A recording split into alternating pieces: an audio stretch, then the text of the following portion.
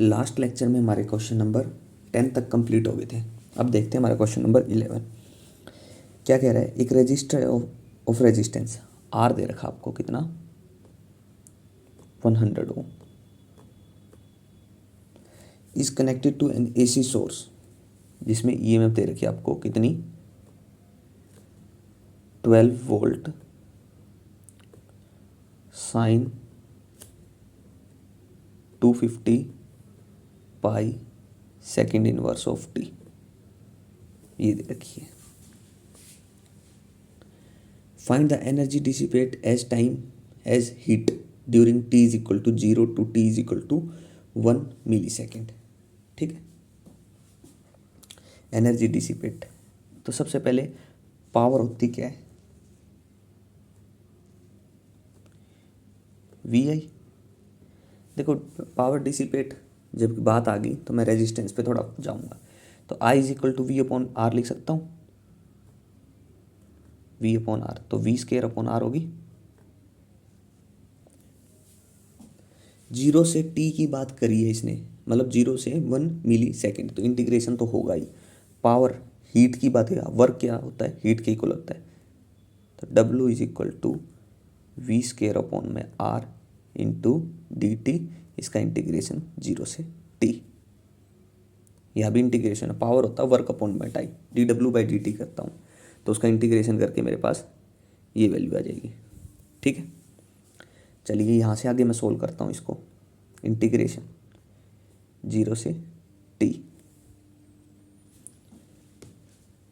तो यहाँ से अगर मैं v की बात करूँ क्या है, ये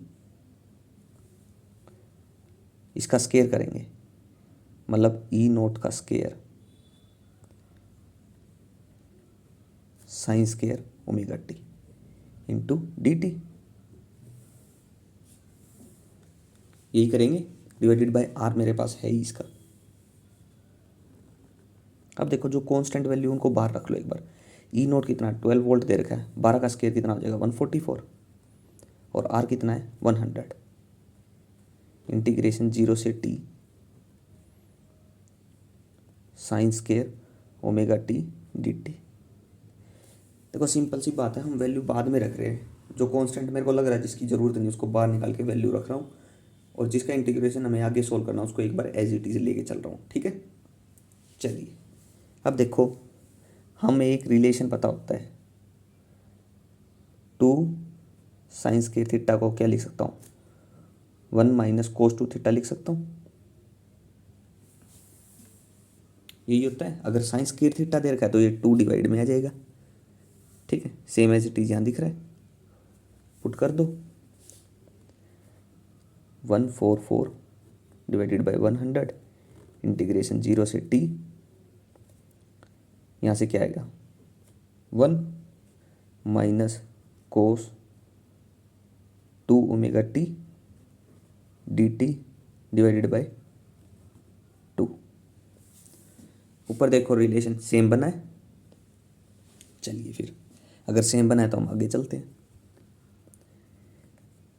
2 को भी बाहर ले लेते हैं, 72 डिवाइड किया ये 0.72 बन गया। ठीक है, इंटीग्रेशन 0 से T 1 minus cos 2 omega T D T.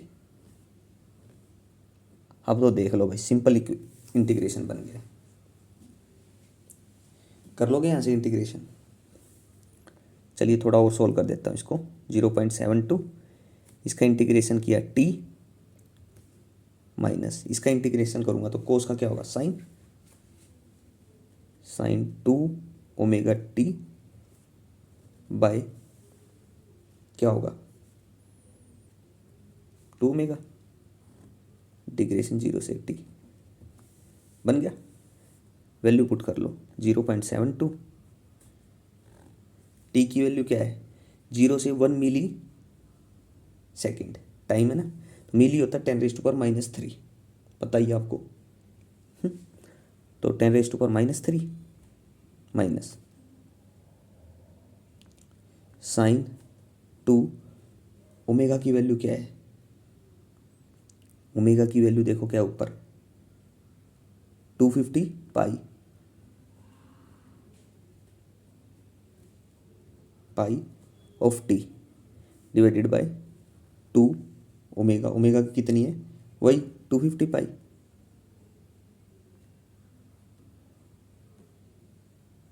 यही है ना। इसकी 0 से 10⁻⁻3। वैसे तो ये पुट कर ही दी है मैंने ऑलमोस्ट, ठीक है। यहाँ तो पुट कर दी है, यहाँ रहती है upper limit minus lower limit. देखो ये पुट करेंगे लोअर लिमिट में तो साइन 0 कितना हो जाएगा, 0 खत्म। तो मतलब ऊपर वाली लिमिट से ही आएगा, ठीक है। तो अब इसकी वैल्यू पुट करके सोल्व करके मेरे को फाइनल आंसर बता दो। कर लोगे खुद से सोल्व, क्या आएगा थोड़ा बता देता हूँ। फाइनल वर्क या हीट कितनी आएगी, 0.72 इंटू, ठीक है। यहाँ से कितना आ गया, 1/30, ये बन गया माइनस। जब इसको सोल्व करोगे ना, लिमिट तो ऊपर वाली सोल्व होगी, 0 पुट करोगे तो 0 ही होगा। तो जब ये नीचे वाला पुट करोगे, ये कितना था, 250 पाई था, ठीक है। तो जहाँ भी यहाँ से सोल्व करोगे तो हाफ आएगा इसका, इसको सोल्व करोगे तो 1/2 आएगा इसकी। तो 1/2 आएगा तो ये कितना हो जाएगा, 1/1000 पाई, 2 ऑफ 1000 पाई, ये बनेगा, सॉरी ये बनेगा इसका, ठीक है।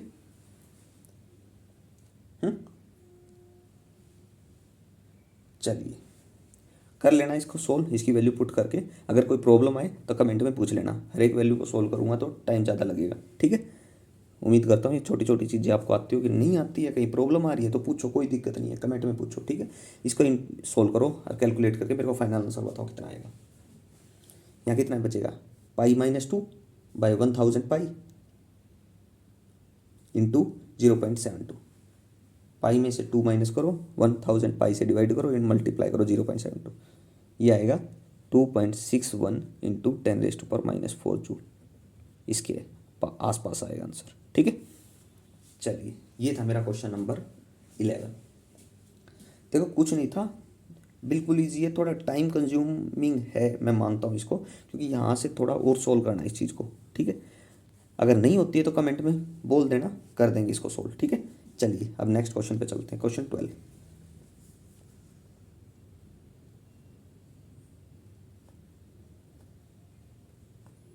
क्वेश्चन 12 में क्या दे रखा है, in a series RC circuit. देखो आरसी सर्किट बोल रहा है, रजिस्टर और कैपेसिटर है, with an AC source, resistance R दे रखा है 300 ओम, ठीक है। सी दे रखी है 25 माइक्रोफेराड, माइक्रो होता है 10⁻⁻6। पीक वोल्टेज दे रखी है 50 वोल्ट, और फ्रीक्वेंसी कितनी दे रखी है 50/पाई, इतनी हर्ट्ज, ठीक है। ये वैल्यू है मेरे पास क्वेश्चन 12 में। उसके बाद क्या करें, फाइंड द पीक करंट और average power dissipate in the circuit. Peak current निकालो और एवरेज पावर डिसिपेट। देखो सबसे पहले मैं एवरेज पावर पे ही बात कर लेता हूँ। पीछे ही रिलेशन हमने किया था लास्ट लेक्चर में, पी एवरेज किसके इक्वल थी, किसके, VRMS, IRMS और कोस फाई। अब देखो कोस फाई किसके इक्वल था, वहाँ पे मैंने पूरा बताया था उस चीज़ को, अगर नहीं है तो वो थोड़ा देख लेना, ठीक है। तो पी एवरेज यहाँ से कितनी आ जाएगी, VRMS IRMS, कोस फाई किसके इक्वल था, R/Z के, ठीक है। ये था पी एवरेज, ठीक है। थोड़ा आइडिया दिया था वहाँ पीछे लेक्चर में, चेक कर लेना अगर नहीं समझ में तो थोड़ा। चलो यहाँ भी बता ही देता हूँ मैं थोड़ा।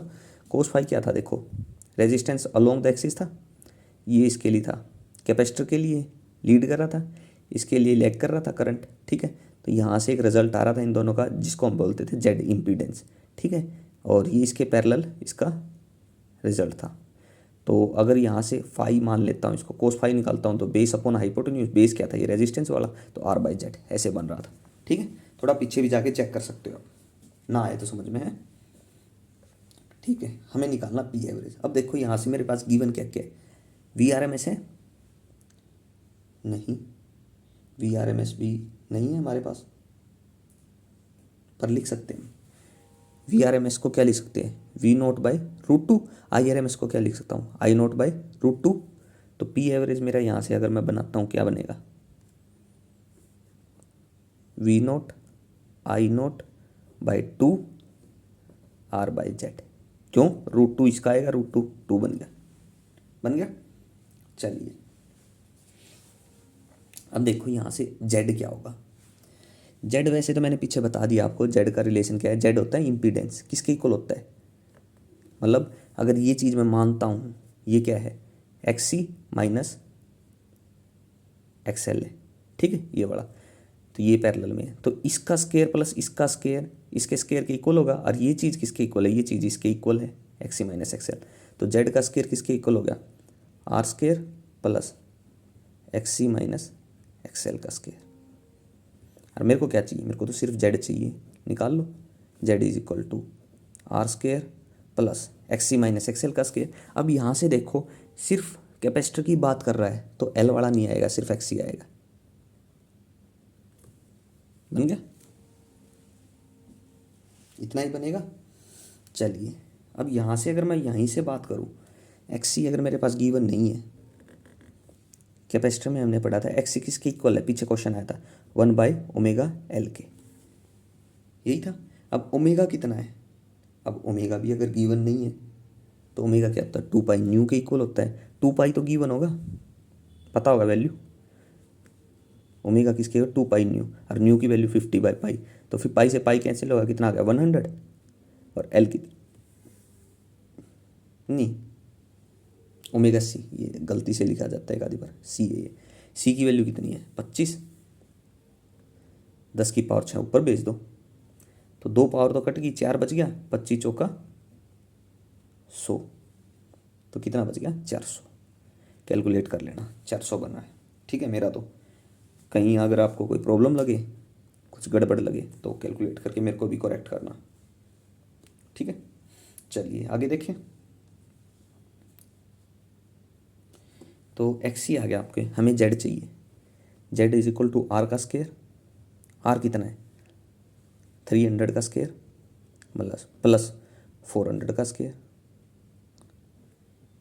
4 चौक 16, 9 25, 25 का स्क्वायर 5 होता है, यहीं से आपको पता चल गया। और 4 0 ये 4 तो 2 बार आएगी, तो Z = 500 के आसपास आ जाएगा, ठीक है। चलिए अब हमें क्या चाहिए, Z आ गया, R आ गया मेरे पास, लेकिन मेरे पास V0 नहीं है और I0 नहीं है। V0 और I0 चाहिए मेरे को। अब R और Z तो आ गया आपके पास, Z तो निकाल लिया हमने। अब V की बात कर लेते हैं। V0 हमारे पास ये रहा, पीक वोल्टेज, E0 लिख रहा है ना, ये V0 ही है, ठीक है। अब क्या रह गया मेरे पास, सिर्फ I0 रहेगा। I = V/R होता है, तो V0 में R। R यहाँ पे देखो, रजिस्टर और कैपेसिटर की बात करें दोनों का कॉम्बिनेशन में तो Z लेंगे। अगर सिंपल कैपेसिटर होता है XC रिएक्टेंस लेते हैं, ठीक है। XL होता तो वो ले लेते हैं, मतलब इंडक्टर होता तो XL लेते हैं, R होता तो सिर्फ R लेते हैं। जब दो का कॉम्बिनेशन हो तो Z लेंगे हम, ठीक है। तो V0 कितना है, देखा 50 और Z कितना है 500, तो 0 से 0 ये 500, यही बनेगा ना, इतना एम्पियर पीक करंट। तो पुट कर दो, P एवरेज आ जाएगा आपके पास। हमें तो वही निकालना था, हमें पीक करंट भी निकालना था, सॉरी। पीक करंट तो हमारा पता चल गया, क्वेश्चन नंबर कौन सा है 12। पीक करंट आ गया हमारा, ये और एवरेज और निकाल लो। V0 कितना है 50, I0 कितना है 0.1, R कितना है 300 और /2, और Z कितना दे रखा है 500। 2 0 से 2 0 कैंसिल, 5 से 10, 2 से 5, तो P एवरेज कितना बच गया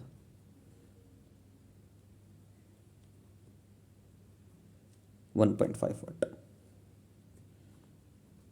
ठीक है। काफ़ी कंसेप्ट थे इस क्वेश्चन में, आगे होंगे, हर एक कंसेप्ट क्लियर हो गया होगा।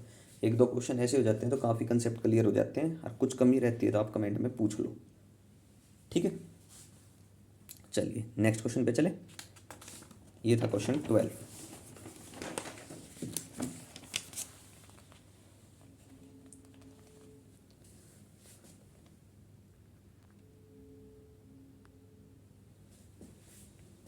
क्वेश्चन 13 पे ब्लर होगी वीडियो, 1 मिनट रुको। अब देखो, an electric bulb is design to measure 55 watt, power दे रखी है, कितनी है 55 वाट। व्हेन ऑपरेटेड, वोल्टेज दे रखी है 110 वोल्ट।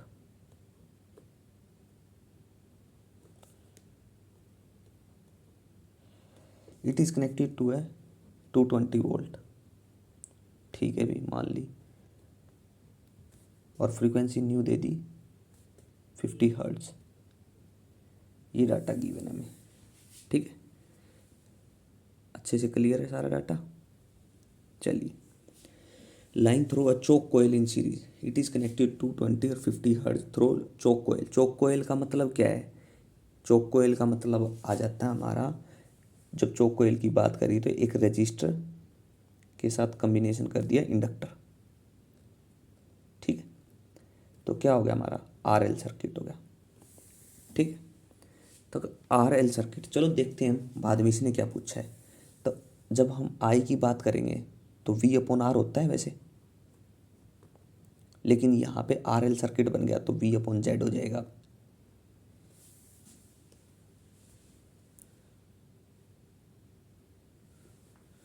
बार बार ब्लर क्यों हो रहा है? वी अपॉन जेड हो जाएगा।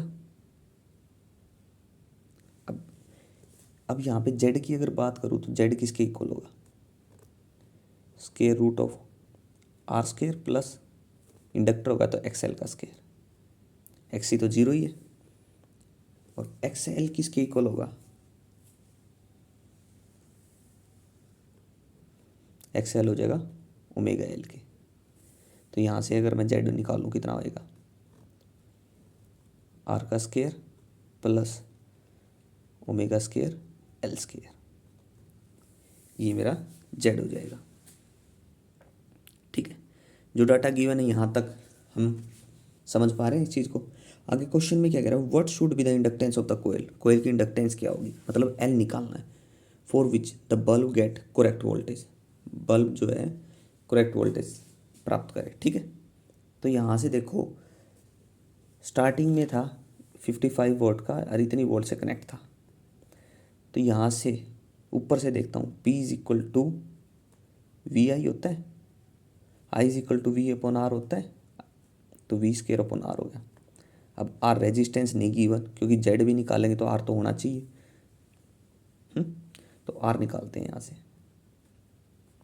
We square by P, V कितना है 110 इंटू 110 डिवाइडेड बाई पी कितना है 55,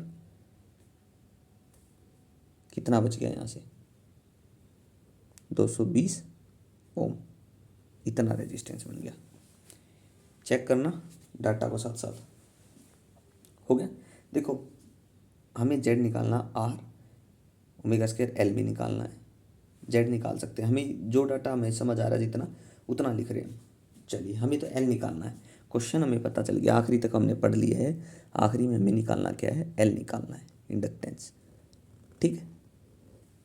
अब देखो, जब हम चोक कोयल पे पहुंचे नहीं थे तो वी अपॉन आर था, रेजिस्टेंस भी आ गया, वी भी आ गया, तो आई भी आ जाता था, ठीक है। लेकिन चोक कोयल के कारण ये क्या हो गया? इम्पीडेंस आ गया, तो वी अपॉन जेड हो गया। तो यहाँ वोल्टेज कितना आया? देखो जेड क्या है? R square plus omega square, उसका स्केयर रूट, मतलब उसमें भी कुछ ऐड हो रहा है, तो क्या है? वोल्टेज ड्रॉप हुआ है यहाँ पे, जब चोक कोयल आया, चोक के कारण, चोक कोयल जब आई है तो क्या हुआ है? वोल्टेज ड्रॉप हुआ है, voltage drop across the bulb, ठीक है। तो कितना आया है? V is equal to V R by Z, यही होगा,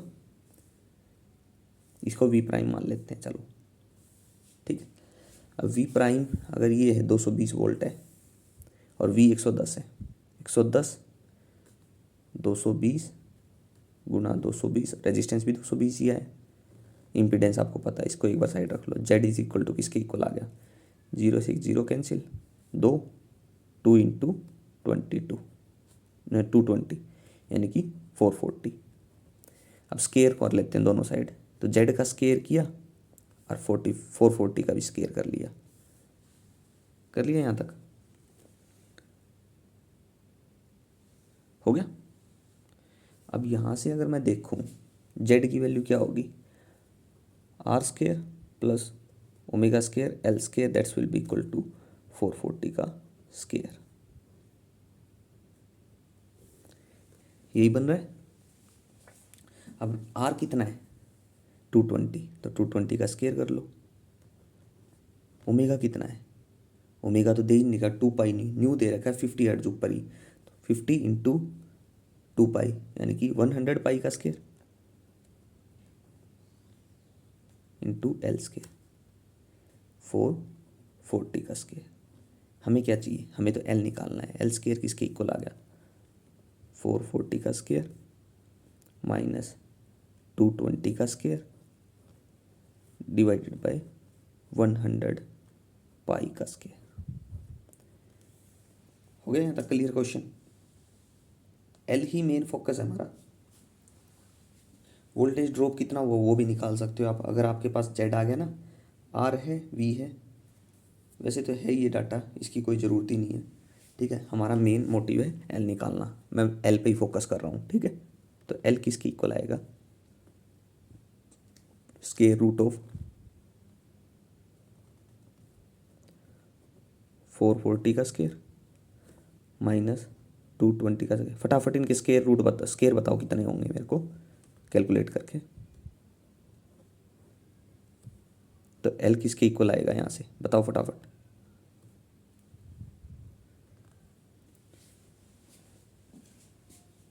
ये होगा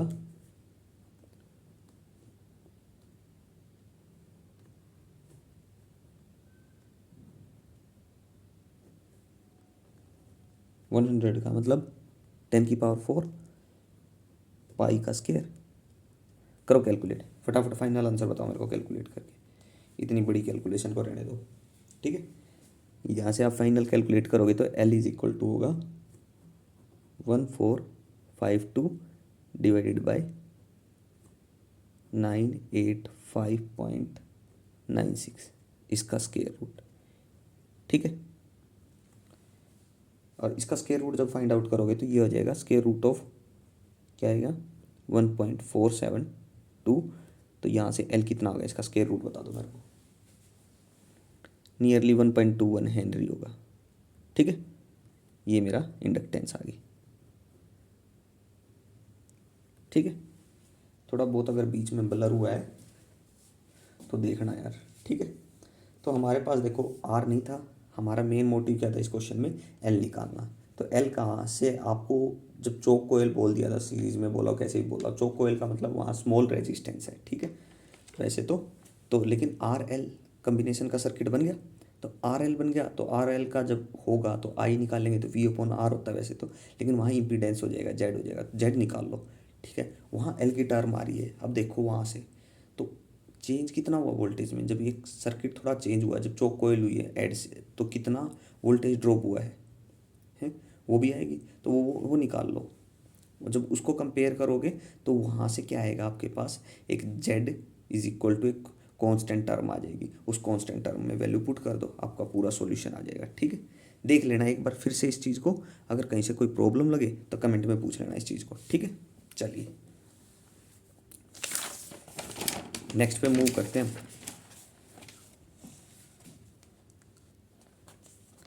क्वेश्चन नंबर 14।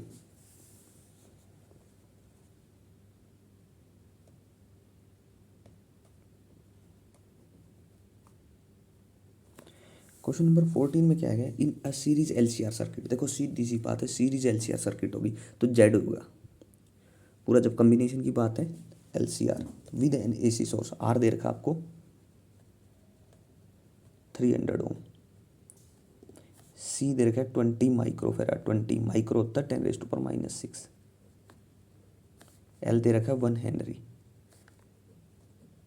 ठीक, उसके बाद आगे क्या दे रखा है हमें, आरएमएस वैल्यू दे रखी है, ई आरएमएस दे रखी है, मतलब वोल्टेज दे रखी है, आरएमएस वोल्टेज 50 वोल्ट, और फ्रीक्वेंसी दे रखी है न्यू 50/π हर्ट्ज। ये दे रखा डाटा, ठीक है। ये सब डाटा गिवन है मेरे पास, ठीक है। आप देख सकते हो क्वेश्चन में इस चीज़ को, सारे डाटा को। अब निकालना क्या क्या इसमें वो देखो। RMS current in the circuit, A part में फाइंड RMS करंट। तो देखो IRMS की बात करूँगा मैं तो क्या होगा, I = V/R होता है, लेकिन तीनों का कॉम्बिनेशन है तो Z होगा, इम्पीडेंस होगा, ठीक है। तो आपको पता चल गया IRMS क्या होगा। तो यहाँ से अगर मैं IRMS कैलकुलेट करूँ तो Z की वैल्यू अगर मैं कैलकुलेट करता हूँ, Z किसके इक्वल आएगा, √R² plus square bracket of XC minus XL का स्क्वायर। अब मैं साइड में XC बता देता हूँ क्या है। XC = 1/ωc, पीछे ही किया हमने, और XL क्या है, ωL, ठीक है। तो Z की वैल्यू आ जाएगी आपके पास, तो निकाल लेते हैं, XC निकाल लेते हैं सबसे पहले। 1/ω की वैल्यू क्या है, 2π न्यू होता है, तो 100 हो गया। 2π न्यू, पाई से पाई कैंसिल हो गया, 100 हो गया। और L की वैल्यू क्या है, नहीं C की वैल्यू 20 × 10⁻⁻⁶, यानी प्लस की हो जाएगी 6। 1 2 3 बच गया, 5 × 10⁻², ये बन गई, ठीक है। ये XC बन गई। अब मेरे को चाहिए XL है ωL। ओमेगा कितना है, 2π न्यू, तो पाई से पाई 100 बन गया। L कितना है, 1, तो कितना बच गया, ये 100, ये 500। पुट करो, Z आ जाएगा आपके पास। Z = R का स्क्वायर, मतलब 300 का square, plus XC minus XL, यानी कि 500 में से 100 गया 400, 3 × 9 4 × 16 25 5, तो 500 आ गया Z, ठीक है। इम्पीडेंस कितना हो गया, 500। अब मेरे को क्या चाहिए था, IRMS चाहिए था। IRMS ऊपर देखो, मेरे को निकालना तो यही था, Z आ गया। VRMS आपको दे रखा है, ये रहा 50/500, कितना आ गया, 0.1 एम्पियर। ये करंट बना मेरा 0.1 एम्पियर, ठीक है। चलिए, ये था मेरा 14th का A पार्ट। इसी का B पार्ट देखते हैं हम क्या है। The RMS potential difference across capacitor, तीनों में, capacitor, register and the inductor. B part देखते हैं क्या निकालना है, RMS potential difference. RMS potential difference, तो VRMS निकालना है।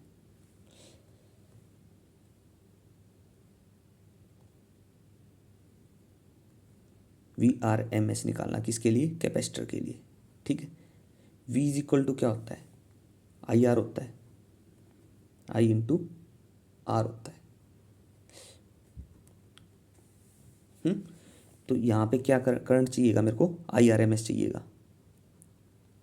अब जब कैपेसिटर की बात कर रहे हो तो R नहीं आएगा, क्या आएगा, XC आएगा। और XC किसके इक्वल है, 1/ωc। तो XC कितना है, 5 × 10⁻², तो कितनी आ गई, 0.1 × 500, कितना आ गया, 50 वोल्ट, ठीक है। A, इसी को थोड़ा ध्यान रखना। अब B, इसमें अब VRMS चाहिए मेरे को, पोटेंशियल डिफरेंस निकालना, V निकालना किसके लिए, अब हम निकाल लेते हैं R के लिए। R, V = IR होता है। देखो ये रजिस्टर के लिए था, कैपेसिटर था, तो यहाँ XC आएगा, ठीक है। अब रजिस्टर है तो R आएगा, तो I कितना है, 0.1, R कितना है, 30 वोल्ट आ गया। अब मैं CRL के लिए निकालूँ तो XL आएगा। I कितना है, 0.1, IRMS की बात हो रही है। XL कितना है, 100, कितना बन गया, 10 वोल्ट, ठीक बन गया। ये रहा मेरा क्वेश्चन नंबर 14 में एक चीज हो रहा है, note that the sum of the RMS potential difference across the 3 element is greater. 3 element तीनों के लिए कितना है, 50, 30 80 और 10 90, कितना हो गया 90। इनका सम ऑफ 3 कितना है 90।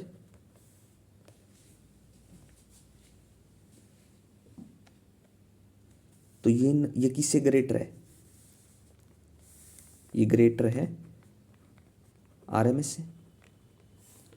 तो note that the sum of the RMS potential across the 3 element is greater than the RMS voltage of the source से ज़्यादा है, वही दिखाना था। ये दिख रहा है, ये 90 है और इसके लिए कितना था, ये 50 था। दिख ही रहा है, बताने की क्या ज़रूरत है। ठीक है, हो गया। ये था मेरा क्वेश्चन नंबर 14। 15 देख लेते हैं। क्वेश्चन 15,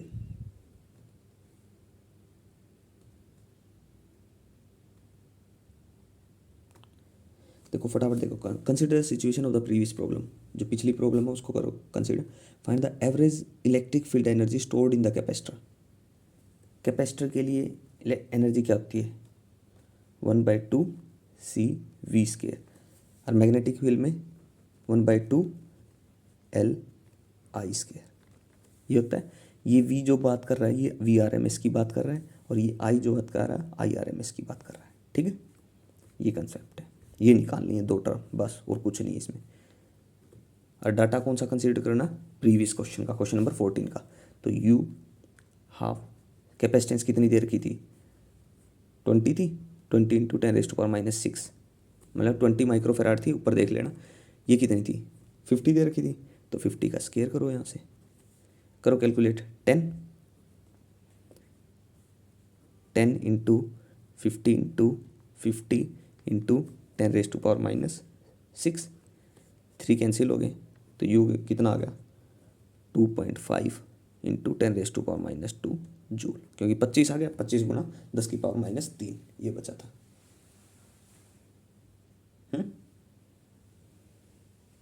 यही बचा था।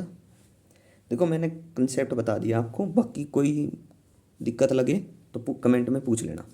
अब इसके लिए बात करें तो 1/2 L कितनी देर की है, देखो ऊपर 1 थी, IRMS का स्केयर यानी कि 0.1 का स्केयर, कैलकुलेट करके मेरे को यू बता देना आप आंसर। ठीक है, ये आप पे छोड़ दिया। तो ये था मेरा क्वेश्चन नंबर 15। क्वेश्चन एक बार देख लेना, 15 में क्या था, वही था कंसिडर सिचुएशन प्रीवियस प्रॉब्लम। पिछला डाटा कंसीडर कर लेना, average electric field energy stored in the capacitor और average magnetic field energy stored in the coil, ये निकालने थे जो मैंने निकाल दी क्वेश्चन देख के। ठीक है, चलिए नेक्स्ट पे बात करें।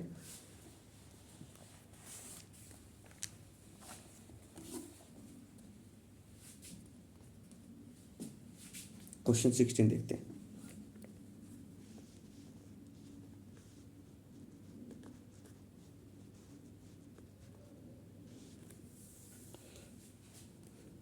क्वेश्चन 16 है, एन इंडक्टर ऑफ 2 हेनरी, मतलब L दे रखा है 2 henry, a capacitor of C दे रखा है 18 माइक्रोफेराड, 18 माइक्रो होता है 10⁻⁻6, एंड रेजिस्टेंस ऑफ R दे रखे हैं 10 किलो ओम, यानी कि 10⁻⁴ ohm, are connected to an AC source of 20 volt with adjustable frequency, V दे रखी है 20 वोल्ट।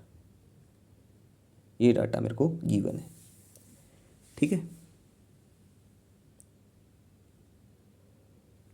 बार बार थोड़ा ब्लर लग रहा है मेरे को, चलो देखते हैं आगे।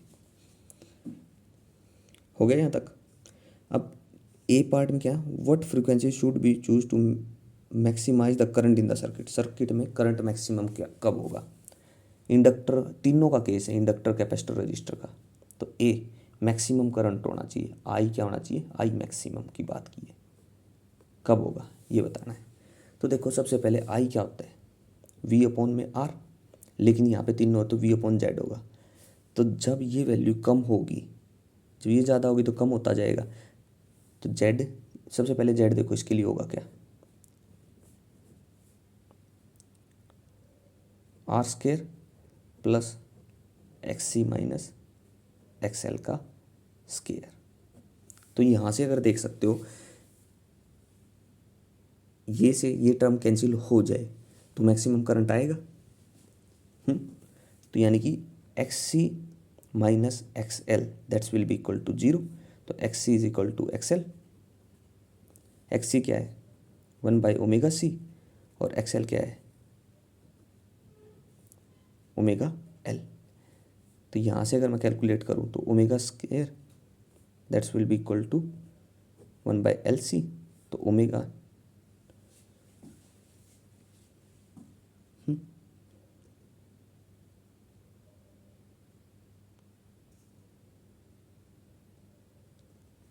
तो फ्रीक्वेंसी चूज़ करनी थी जो मैक्सिमाइज करे करंट को। तो यहाँ से ओमेगा कितना 2π/T स्केयर रूट कर लो। Omega is equal to square root of 1/LC। Omega कितना है 2π/न्यू। तो 1 डिवाइड हो जाएगा nu is equal to 1/2π square root of 1/LC। ये बनेगी। ठीक है, ये पूरा डिराइव किया था हमने डेरिवेशन। ठीक है, वही है, समझ लो एक तरह से वो डेरिवेशन ही यहाँ दे दिया और कुछ नहीं है। ठीक है, देखो क्वेश्चन में दोबारा क्या था, दोबारा पढ़ देता हूँ एक बार आपके लिए। एन इंडक्टर एल दे रखा था, सी दे रखा था, आर दे रखा था और एसी सोर्स की वोल्टेज दे रखी है। What frequency should be chosen to maximise the current in the circuit. क्या फ्रीक्वेंसी चूज करें कि करंट मैक्सिमाइज हो जाए। ठीक है, तो जब ये चीज़ X C is equal to X L हो जाएगी तो मैक्सिमाइज करंट अपने आप हो जाएगा, क्योंकि एक दूसरे को कैंसिल कर देंगे। तो यहाँ से आ रहा होगा V/R, सीधी सी बात है, मैक्सिमम करंट हो जाएगा। ठीक है, तो इसको जीरो के इक्वल पुट कर दो, आपके पास फ्रीक्वेंसी आ जाएगी। ठीक है, हो गया। चलो आगे कैलकुलेट भी कर लो अगर इसको कैलकुलेट करना है तो। 1/2π एल कितना है 2 हेनरी और सी कितना 36 कर लो डायरेक्ट ही, 36 × 10⁻⁻⁶। हो गया यहाँ तक, कैलकुलेट कर लोगे अब तो इसको। चलो कर देता हूँ।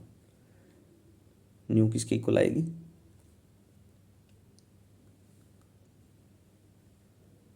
कैलकुलेट कर लेना यार। 6 आ जाएगा, 3 आ जाएगा, तो ये आ गया 1/2π की वैल्यू आ गई 6.28 × 10⁻³ इसको कैलकुलेट करो फटाफट, बताओ मेरे को फाइनल आंसर कितना आएगा। ये आएगा 26.539 हर्ट्ज, जिसको हम लिख सकते हैं 27 के आसपास। ठीक है, चलिए ये था मेरा ए पार्ट, फ्रीक्वेंसी बतानी थी। इसी का B part, what is the value of this maximum current. Maximum current की वैल्यू क्या होगी बी।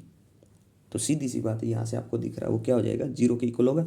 आई मैक्सिमम कब होगा, I maximum is equal to V/R होगा। ठीक है, सीधी सी है, देख लो यार, सिंपल सी बात है। आई मैक्सिमम कब होगा, V/R होगा जब होगा। क्यों, x C minus X L. जब ये चीज़ होगी, इसमें स्केयर है प्लस इसमें कुछ और ऐड करेंगे, फिर उसका स्केयर रूट निकालेंगे, एक इसका निकालें तो R आएगा। तो इसमें से कुछ ज़्यादा हो जाएगा, ज़्यादा हो जाएगा तो ये वैल्यू को कम करेगा, इन्वर्सली प्रोपोर्शनल है। ठीक है, तो यहाँ से हम डायरेक्ट बोल सकते हैं आई मैक्सिमम होगा V/R। और V कितनी है, अगर V मेरे पास 20 है तो R कितनी है 10⁻⁴ कर लो, ये 2 मिली एम्पियर में लिख लेते हैं। ठीक है, ये आंसर होगा मेरा। ठीक है, ये था मेरा क्वेश्चन नंबर 16। क्वेश्चन नंबर 17 देखते हैं।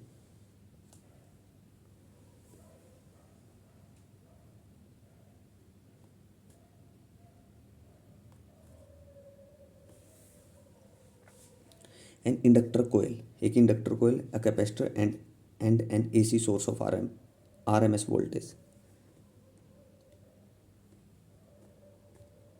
चलो मैं क्वेश्चन नहीं पढ़ रहा, 24 वोल्ट पढ़ ले। Are connected in series, series में कनेक्ट किए गए हैं। व्हेन जब the frequency of the source is varied, a maximum RMS current is IRMS 6 ampere है is observe if this inductor coil is connected to a battery of EMF 12 volt and internal resistance है 4 ohm, what will be the current. तो सबसे पहले यहाँ से देखो V is equal to I are होगा, तो यहाँ से रेजिस्टेंस कितना है, आर एम एस से बात कर रहा हूँ, आर एम एस से, ठीक है, इससे इन दोनों टर्म से, तो कितना होगा 24/6, 6 चौक 24, 4 आ गया, 4 ओम, यहाँ से भी 4 है।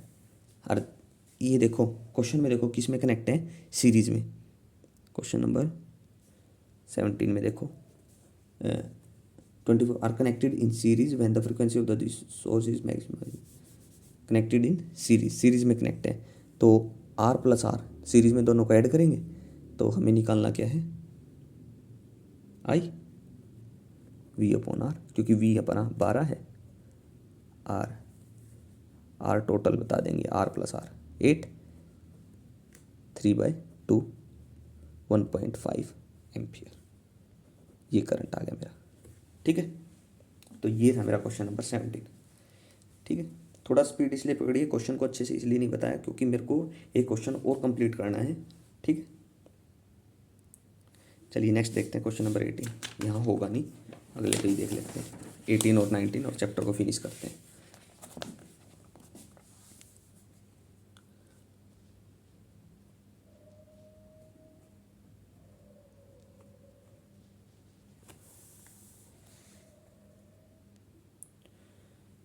चलिए कोई नहीं, क्वेश्चन 18 और 19 दो क्वेश्चन रह गए हैं, कोई नहीं, थोड़ा लेंथी हो जाएगा लेक्चर, कोई नहीं, चलो छोड़ दो यार, नेक्स्ट लेक्चर में करते हैं और इस चैप्टर को फिनिश कर देंगे नेक्स्ट लेक्चर में, हैं। चलिए अगर कोई क्वेश्चन में पीछे थोड़ी स्पीड इसलिए पकड़ी थी मैंने एक दो क्वेश्चन में ताकि चैप्टर पूरा पर हो नहीं पा रहा, ठीक है, कोई नहीं, नेक्स्ट लेक्चर में कर लेंगे, थोड़ा 15-20 मिनट में छोटा ही लेक्चर हो जाएगा। और अगर इसमें कोई डाउट है क्वेश्चन में, अगर कोई थोड़ा स्पीड से हो गया तो कमेंट में पूछ लेना, ठीक है, दोबारा करवा देंगे, कोई दिक्कत नहीं है। ओके, थैंक यू, मिलते हैं नेक्स्ट लेक्चर में।